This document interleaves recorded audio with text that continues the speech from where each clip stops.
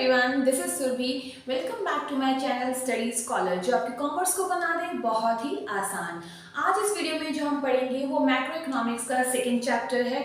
इससे पहले वीडियोस में हम अपना फर्स्ट चैप्टर कंप्लीट कर चुके हैं। अगर आपने वो वीडियोस नहीं देखी हैं तो उनका लिंक आपको डिस्क्रिप्शन बॉक्स में मिल जाएगा और उस चैप्टर के नोट्स भी आपको उन वीडियो के डिस्क्रिप्शन बॉक्स में मिल जाएंगे। So without wasting time, let's begin.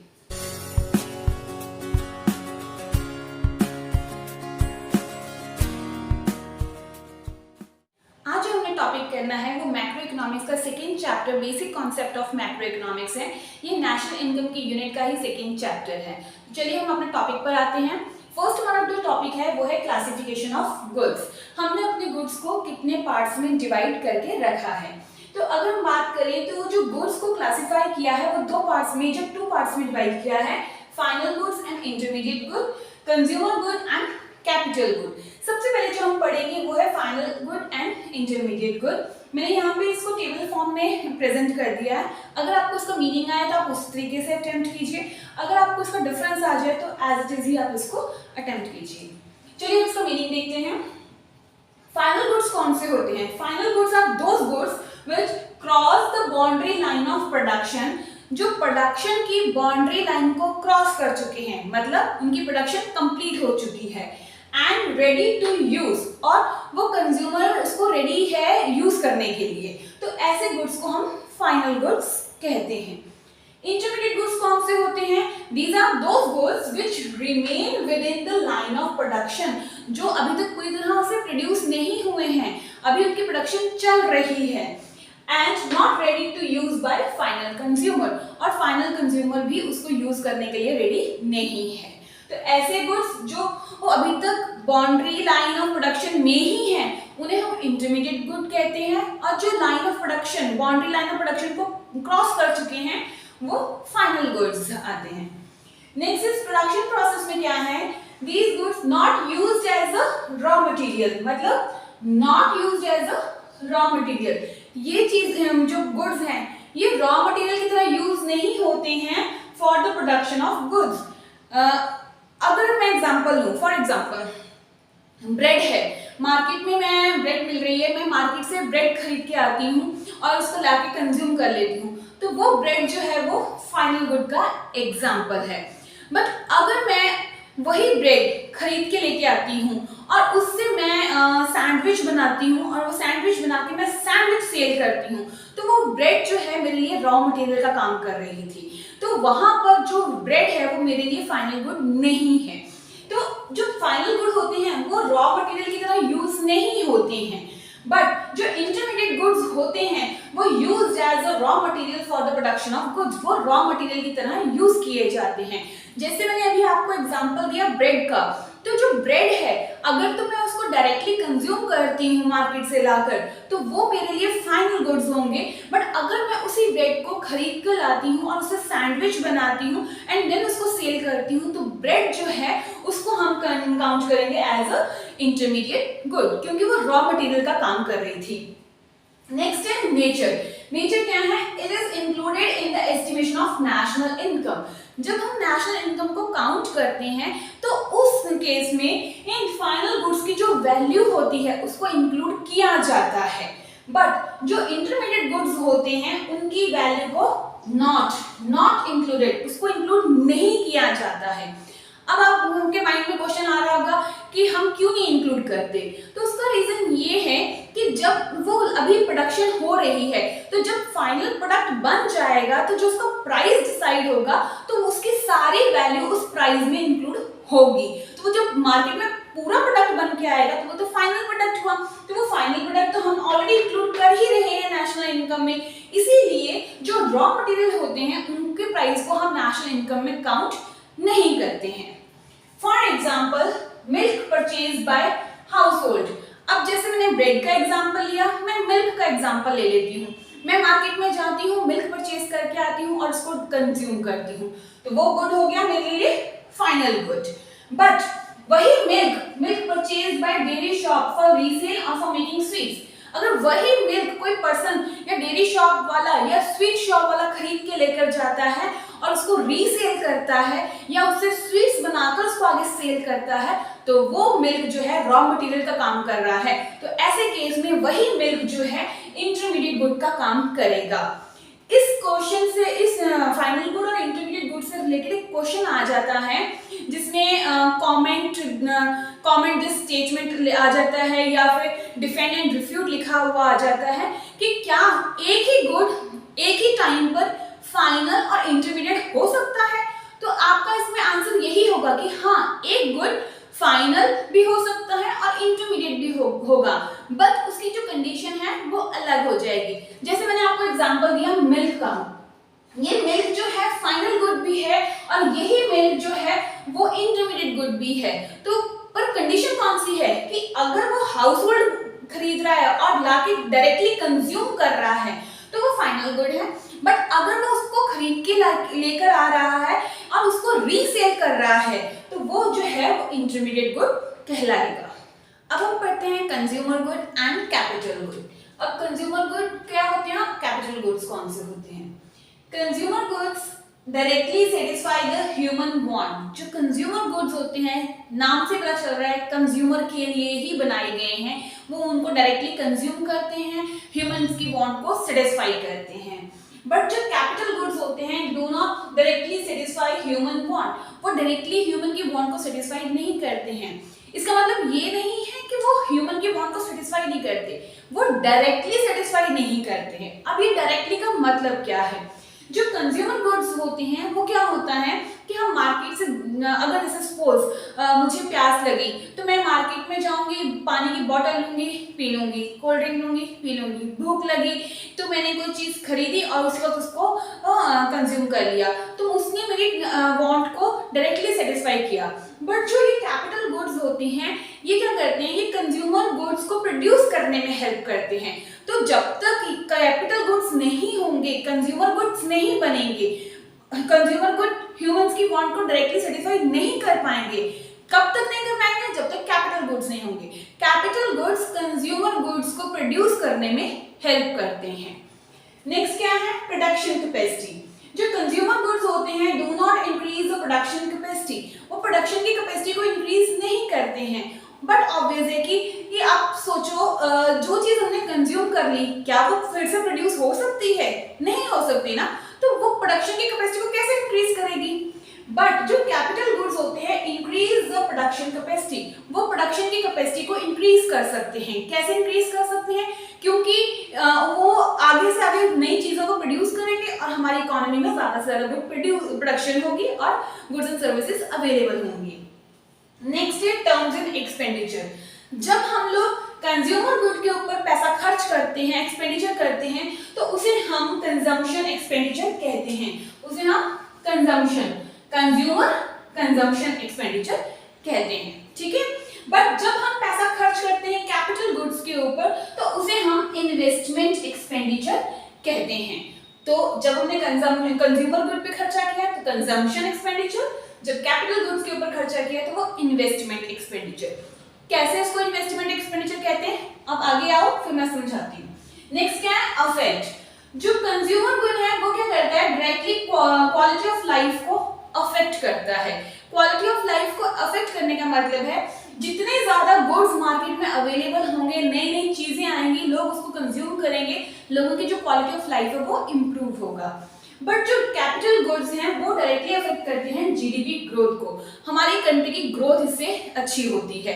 क्यों होती है, क्योंकि हमारी कंट्री में प्रोडक्शन की कैपेसिटी इंक्रीज होगी। हमारी कंट्री अब ज्यादा क्वांटिटी में गुड्स प्रोड्यूस कर रही है। जब ज्यादा क्वांटिटी में गुड्स प्रोड्यूस करेगी तो हमारी कंट्री की जीडीपी ग्रोथ अच्छी होगी। नेक्स्ट एग्जांपल देख लेते हैं। बिस्किट, आइसक्रीम्स पर etcetera purchase by household. Biscuits ले आओ, आइसक्रीम ले आओ, कोई भी ब्रेड ले आओ, मिल्क ले आओ, जो भी आप खरीद के लेके आते हो वो डायरेक्टली कंज्यूम आप कर लेते हो, तो वो है हमारे कंज्यूमर गुड। जो चीज आपने कंज्यूम कर ली वो हमारी प्रोडक्शन कैपेसिटी को इंक्रीज नहीं कर पा रही है। हमने वो कंज्यूम की, हमारी क्वालिटी ऑफ लाइफ इंप्रूव हो रही है। जब हमने उसके ऊपर खर्चा किया तो उसे हम कंजम्पशन एक्सपेंडिचर कहेंगे, ठीक है। Plant and machinery purchase by producer. Machinery तो मशीनरी एंड प्लांट मींस पौधा नहीं, प्लांट मींस कोई फर्म, कोई इंडस्ट्री, ठीक है। तो प्लांट एंड मशीनरी जब प्रोड्यूसर खरीदता है तो वो मशीनरी क्या खराब हो जाती है जल्दी? नहीं, वो कई सालों तक चलती है। तो इसीलिए इसको इन्वेस्टमेंट एक्सपेंडिचर कहा जाता है, क्योंकि प्रोड्यूसर जब एक प्लांट या मशीनरी खरीदता है वो इसी पर्पस से खरीदता है कि इस मशीनरी से मैं कई चीज़ों की प्रोडक्शन करूंगा या प्रोडक्शन कैपेसिटी को इंक्रीज करूंगा। तो जब उसने प्लांट एंड मशीनरी खरीदी तो इससे क्या हुआ? उस पर इन्वेस्टमेंट एक्सपेंडिचर हुआ, उसने उसमें इन्वेस्टमेंट की थी एंड उसकी वजह से प्रोडक्शन कैपेसिटी इंक्रीज हो गई। इसीलिए हम कहते हैं कि ये डायरेक्टली सेटिस्फाई नहीं करती है ह्यूमन वांट को, बट कंज्यूमर गुड को प्रोड्यूस करने में हेल्प करती है। और जितनी ज्यादा प्रोडक्शन कैपेसिटी होगी उतनी ही ज्यादा हमारी कंट्री की जीडीपी ग्रोथ होगी। आई होप आपको ये टॉपिक क्लियर हो गया होगा। चलिए अब हम पढ़ते हैं अपना नेक्स्ट टॉपिक, इन्वेस्टमेंट। इन्वेस्टमेंट क्या है? मीनिंग क्या है इन्वेस्टमेंट का? It refers to the rise in stock of capital. जब हमारे कैपिटल का जो स्टॉक है जब वो इंक्रीज होता है, राइज होता है, तो उसे हम इन्वेस्टमेंट कहते हैं। अब कैपिटल का स्टॉक इंक्रीज होने का मतलब हमने पहले पढ़ा था कि कैपिटल गुड्स जो होते हैं जब हम उनके ऊपर खर्चा करते हैं, एक्सपेंडिचर करते हैं, तो वो हमारा इन्वेस्टमेंट एक्सपेंडिचर कहलाता है। इसीलिए जब हमारे वो कैपिटल गुड्स जो जिनके ऊपर हमने इन्वेस्टमेंट की थी उनको जब हम खरीदते हैं, उनके स्टॉक में जब इंक्रीज होता है तो उसे हम इन्वेस्टमेंट कहते हैं। तो इन्वेस्टमेंट क्या हुआ कि हमारे कैपिटल का जो स्टॉक है जब राइज करता है तो वो इन्वेस्टमेंट है। अब ये जो इन्वेस्टमेंट है इसको हम आई से डिनोट करेंगे, ये आपकी है investment, this is investment and is equal to capital. अब ये इसका मतलब क्या है? दिस इज डेल्टा, इसका मतलब है change in stock of capital. ये जो डेल्टा है ये हमारे चेंज को रिप्रेजेंट करता है। जब राइज हो रहा है, स्टॉक इंक्रीज हो रहा है तो चेंज हो रहा है। इट मींस जो इन्वेस्टमेंट है किससे रिलेटेड है? Change in the stock of capital. अब ये जो इन्वेस्टमेंट है ये दो टाइप का होता है। एक होता है फिक्स्ड इन्वेस्टमेंट और दूसरा होता है इन्वेंट्री इन्वेस्टमेंट। कितने टाइप की है हमारी इन्वेस्टमेंट?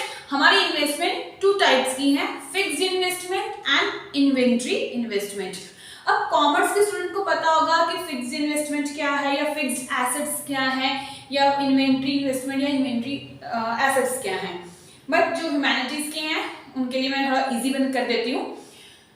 फिक्स्ड इन्वेस्टमेंट वो होती है जो हम फिक्स्ड एसेट्स के ऊपर करते हैं। ये हमारे जो हैं फिक्स्ड एसेट्स से रिलेटेड होती है, फिक्स्ड एसेट्स। जो इन्वेंट्री है ये हमारे इन्वेंट्री मींस रॉ मटेरियल से रिलेटेड होती है। चलिए मैं इसका मीनिंग समझाती हूँ, साथ में डिफरेंस भी हम कर लेते हैं। फिक्स्ड इन्वेस्टमेंट क्या है? Rise in the stock of fixed asset. जब हम किसी चीज की, यहां पर एक चीज देख रहे हो फिक्स्ड एसेट, यहीं पे भी मैंने ये लिखा है फिक्स्ड एसेट। अभी फिक्स्ड एसेट्स क्या हैं? जब हम किसी भी चीज को प्रोड्यूस करते हैं, फॉर एग्जांपल ये मार्कर है, इसको ही प्रोड्यूस करने के लिए दो तरह के एसेट्स लगे होंगे, दो तरह के फैक्टर ऑफ प्रोडक्शन लगे होंगे। एक होंगे फिक्स्ड और दूसरे होंगे इन्वेंट्री।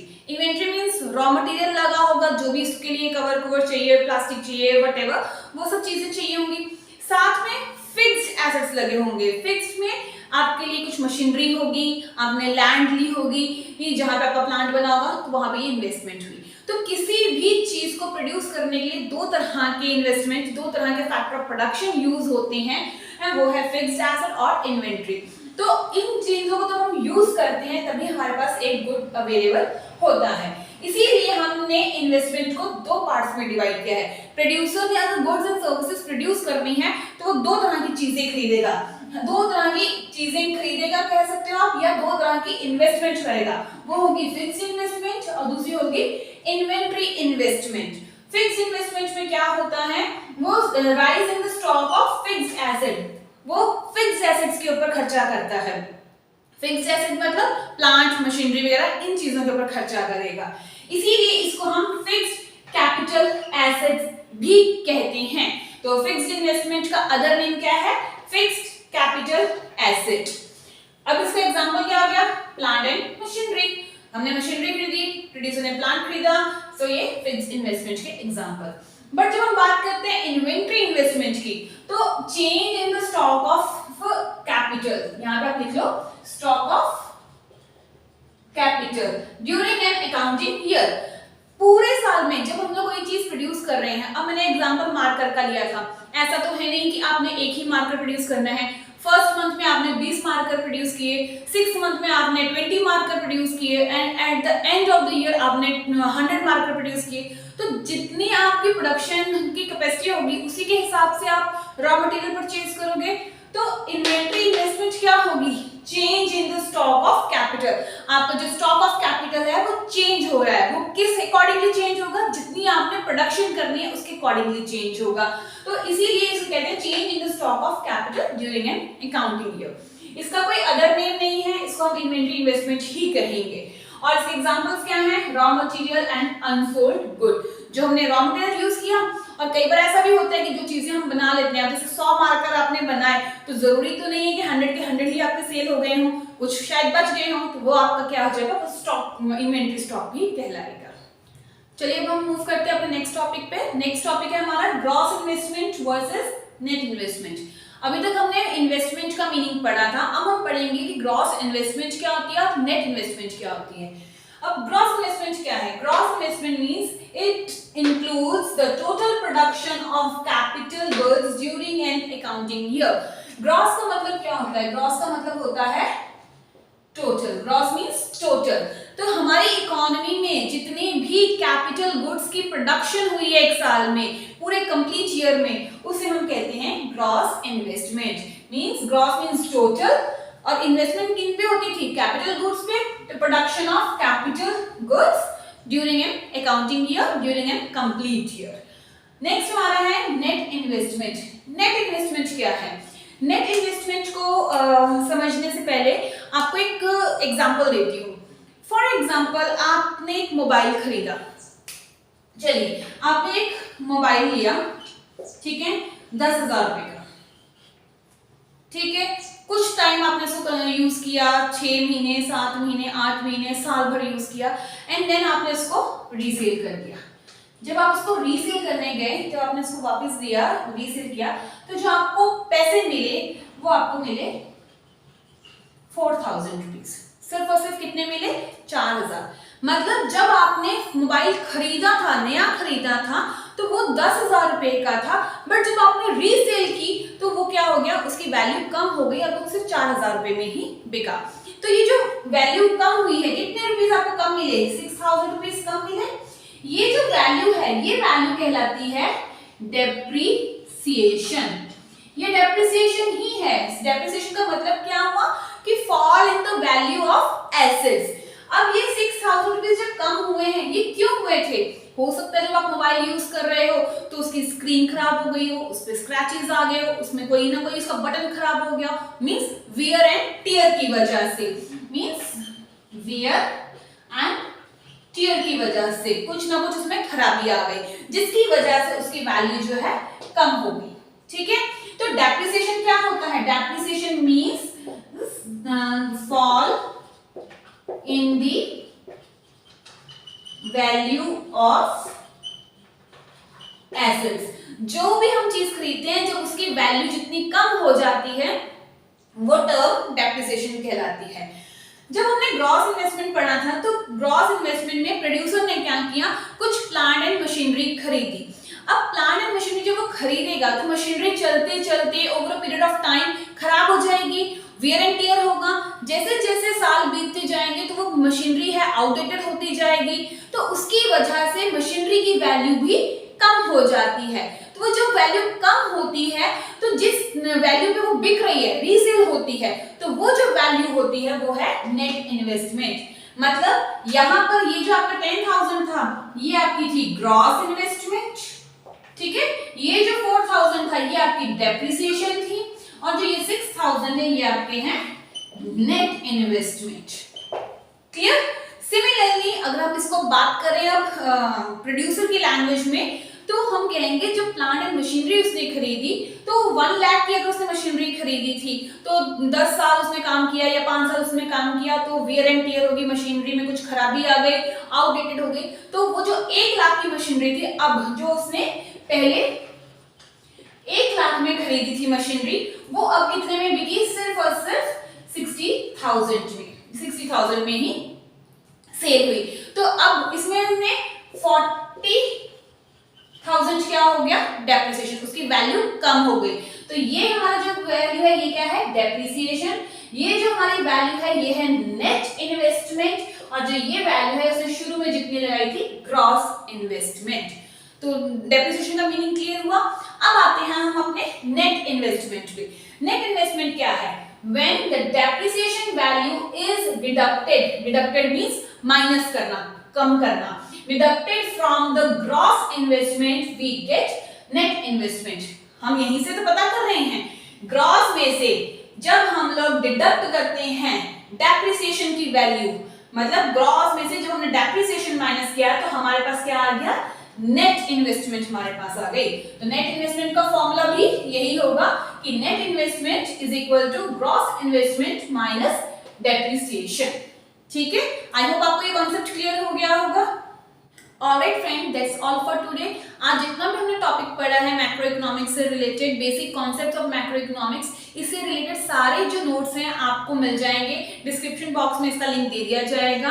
फिर भी अगर आपको कोई डाउट हो, कोई क्वेरी हो, तो आप मुझे कमेंट सेक्शन में बता सकते हैं, और आप मेरा टेलीग्राम चैनल भी ज्वाइन कर सकते हैं। मैं वहां पे आपके क्वेश्चंस या आपकी क्वेरीज को पर्सनली हैंडल करूंगी, एंड जो भी आपके डाउट्स होंगे वो वहां पे क्लियर कर दिए जाएंगे।